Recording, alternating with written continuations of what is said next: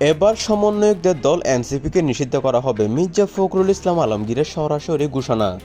দেশের স্থিতিশীলতা রক্ষায় কঠোর পদক্ষেপে আছে বাংলাদেশ জাতীয়তাবাদী দল অর্থাৎ বিএনপির মহাসচিব ও স্থানীয় সরকার পল্লী উন্নয়ন সহায়ক মন্ত্রী মির্জা ফখরুল ইসলাম আলমগীর। জাতীয় নাগরিক পার্টি এনসিপি অর্থাৎ সমন্বয়কদের দলকে নিষিদ্ধ করার সরাসরি ঘোষণা দিয়েছেন। সাম্প্রতিক এক বক্তব্যে তিনি বলছেন, সমন্বয়কদের দল এনসিপিকে নিষিদ্ধ করা হবে।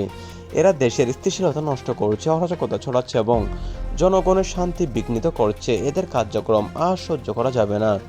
মির্জা ফখরুল আরও বলেন, জুলাই আন্দোলনের নাম করে যারা দেশকে অস্থির করে তুলেছে, সংসদে অশোভন আচরণ করছে, রাষ্ট্রীয় প্রতিষ্ঠানের বিরুদ্ধে উস্কানি দিয়েছে, তাদের দল এনসিপিকে রাজনৈতিক দল হিসেবে নিষিদ্ধ করার সিদ্ধান্ত নেওয়া হয়েছে। নাহিদ ইসলাম, হাসনাত আবদুল্লাহ সহ সমন্বয়ক নেতৃত্বের বিরুদ্ধে রাষ্ট্রদ্রোহিতা, দুর্নীতি, অস্থিরতা সৃষ্টির অভিযোগে মব মামলা দায়ের করা হবে। এটা শুধু একটা দল নিষিদ্ধ করা নয়, এটা দেশের শান্তি, সাংবিধানিক শৃঙ্খলা রক্ষার জন্য।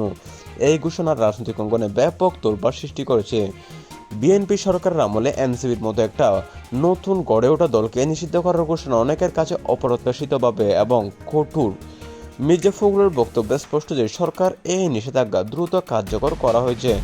এই প্রক্রিয়া শুরু করেছে সম্ভবত আইন মন্ত্রণালয় ও নির্বাচন কমিশনের মাধ্যমে আনুষ্ঠানিক এই ঘোষণা আসবে।